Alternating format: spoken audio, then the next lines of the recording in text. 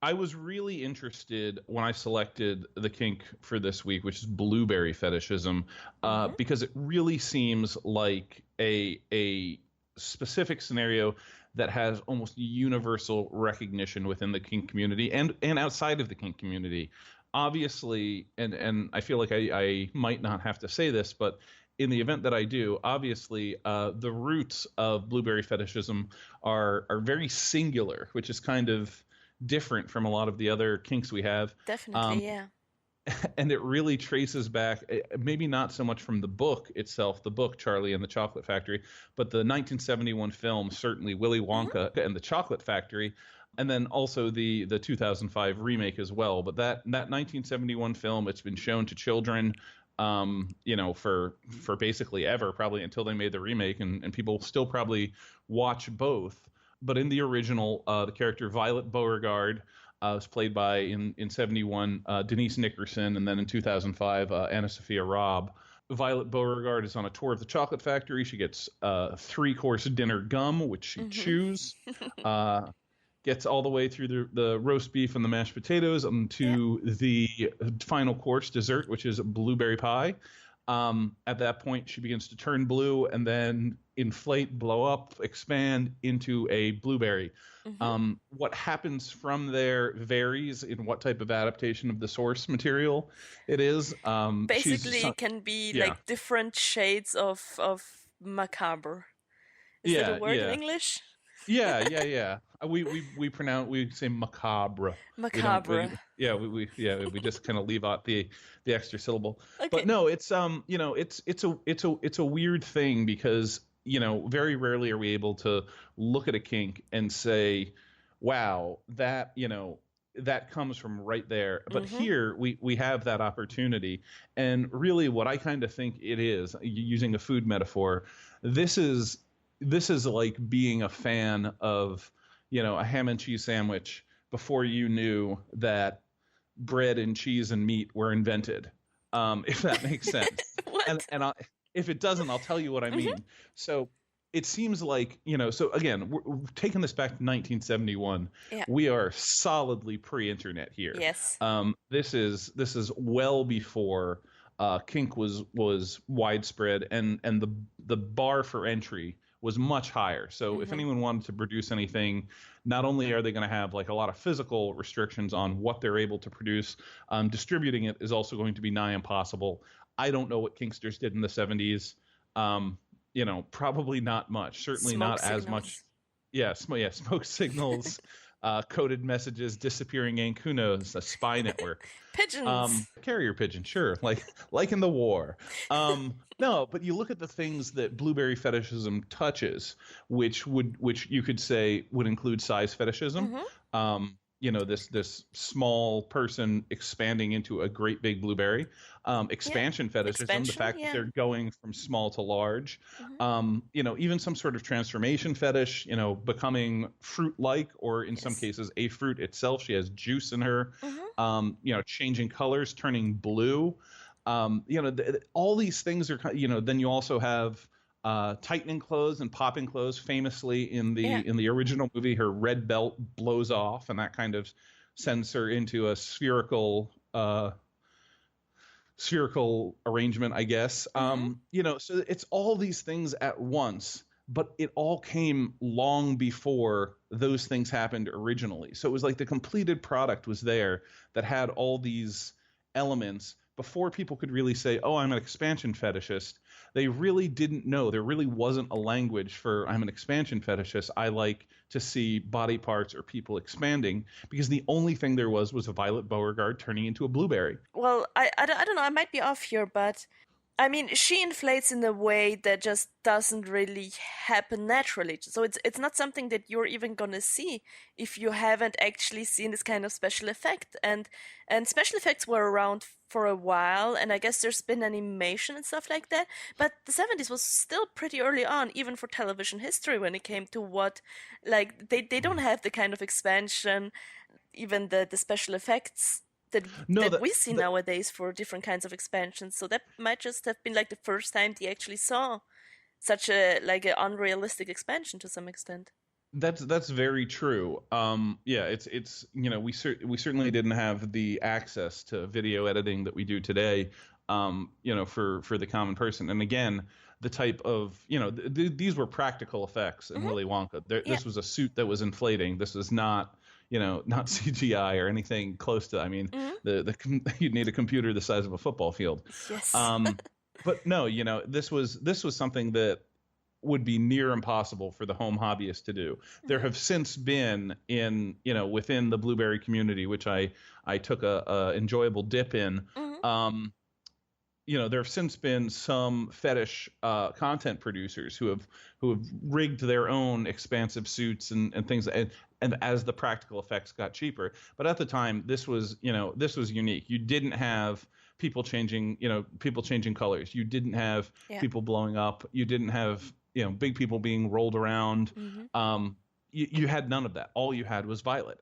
Yeah. Um, and strangely enough, Violet appearing in the 71 movie is kind of perfectly timed for the first wave. People who were kids in the 70s watching that Hmm. movie was when they were 5 to 10, Like, hitting the initial internet boom of the 90s and the late 80s and 90s, when they're yeah. Yeah. 18 to 30 now. And so Violet featured very heavily Hmm. in those initial kink communities. I think it's also something to note that because because of the tools available at the time for photo editing, this is kind of speculative on my part, but early pre Photoshop days, it was easier to kind of lay a tinted filter on something and then Hmm. kind of put human hands and a head on a blue circle or a blue gradient sphere you'd created, instead of individually like morphing or manipulating body parts larger. So it Yeah. was a relatively easy um, kink to kind of replicate in fantasy. So there's a ton of like mid 90s to early 2000s celebrity like blueberry inflation art out there, because I think it was relatively easy to reproduce, and there was I guess a golden age of it right around 1998. This totally reminds me of very early on within the first season. We mentioned, I'm sorry, this is not like one of those rabbit holes of mine, but and I'm not into it. I swear. I know it's gonna start to seem like it, but the Famous last words. Go ahead. the quicksand kink was a thing that had also this very singular moment within television history where it all started. And since quicksand is something that, as in an effect or even a plot device within movies or television series, completely vanished, also the kink community around it has started to die out slowly but surely. It's like you can see this whole kink community around it really age and come to a point where there's not really a new generation coming behind it except for some outliers. And like at least with Willy Wonka, we have several adaptations. We've had the Johnny Depp adaptation recently, and there might be other ones coming in the future. So I'm just gonna start wondering if because like when you see the younger people within the Feedism community, I have a feeling that I'm seeing the whole like blueberry kink less and less, and maybe Yeah, that's I'd gonna I'd start to agree rise with that. again once the generation who was around 5 or 7 when this new remake came out is gonna start hitting the internet again. May, Like, who knows? Maybe and maybe not. I mean, I feel Yeah. like there's now enough space on the internet where, if you're interested in some other either size fetish or expansion fetish or transformation fetish, Hmm. um, you can kind of hit those more directly than backdooring your way in through the Violet Beauregard blueberry inflation scene in Willy Wonka, and people Yeah. might not be drawn to it, but who knows? Who Who knows? knows? They very well might be. It's certainly still kind of a hugely resonant moment in pop culture, especially when you think of other things from 1971, that are coming up on 46 years old now. Yeah. You're talking about immense staying power, and it's Hmm. been there have been multiple cartoons that have done similar blueberry expansion stuff. It's been done in, I think, The Simpsons and Family Guy have both done it. Yeah. A live action version was done in That 70s Show with Mila Kunis as the Violet Beauregarde stand-in. Much to the delight of I was gonna say, yeah. many a teenage expansion fetishist, I'm sure. So it's exactly the type of thing that still definitely strikes a nerve with people. How it relates to Feedism, a little bit more complicated. So I'm actually going to kind of work backwards with that, because the Mila Kunis bit was different. This featured her character turning into a blueberry via gaining weight because she was eating a bunch of blueberry pies. She didn't, so it's kind of a little bit more played into the eating part of kind of auto Feedism. And how then have I missed that? I'll link you. Okay, don't worry. Thank you. I mean, it's garbage practical effects, but it's still pretty funny. Yeah. But yeah, it's close enough for us. Don't worry. But as far as its relation to Feedism, the idea of like a food that never stops or a super fattening food, those are kind of tied into the kink somewhat.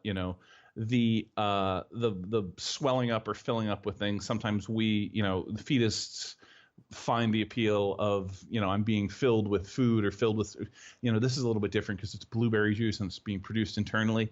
So a lot of it when I tried to like look down into it more deeply, it seemed more fetist adjacent than explicitly fetist, but it has so much it starts out when Violet begins to expand, it looks like she's just getting chubby. Her shape rapidly changes into something more spherical, and eventually is just basically a big ball like a blueberry. But it starts looking very much like a weight gain expansion type thing, which obviously has more resonance with the Feedism community as well. Yes. And then as far as the size itself, you're talking about a character, tripling, quadrupling her size in the 2005 remake, which was done with CGI. Not only is it significantly more anatomical as far as the expansion goes, but it's also much bigger. In that one you see Violet's like arms and hands slowly sink into her blueberry body, and it has a lot. I rewatched all of them and I was like, wow, that first one was bad. And it happens within seconds, right? If I remember it correctly. Yeah. I mean, there's some cutaways and stuff, but you take a moment or two to look at them and you realize kind of how starved we were, or our predecessors were. Neither of us were alive in 71. Not quite that old. But no, so it's kind of interesting to me as it's definitely closer to Feedism than a lot of other kinks that are completely unrelated, like say, I don't know. I'm not even going to name one. No, but you have some parallels that you still see in Feedism. One of them is it might have introduced instant weight gain into Feedism, like magical weight gains in other aspects, because that's something that I don't know if we've seen other examples before that came out. And there's also I've seen a lot of artwork on DeviantArt who will reference the more spherical form of like even weight gain expansion, even if it's not blue, as the blueberry shape. And there's a bunch of round fruits. It's still like an homage to the original blueberry scene. So yeah, absolutely. When people say they're apple shaped or pear shaped, sometimes round all over gets blueberry shaped. Yeah. But again, you can just kind of see how much this thing pokes itself into culture. Yeah, it's fascinating. Yeah, it really was fascinating. So who knows? I don't know if there's going to be a great second renaissance of blueberry fetishism on the horizon or not. But it unquestionably deserves much credit, and for that I salute you, blueberry fetishism. This week we wanted to thank our Patreons Butterfly Blob and Plumpen, Ayanami, Rorik and Salad Dodger for making this episode happen. If you want to do the same, you can do so at patreon.com/h4m. I'm so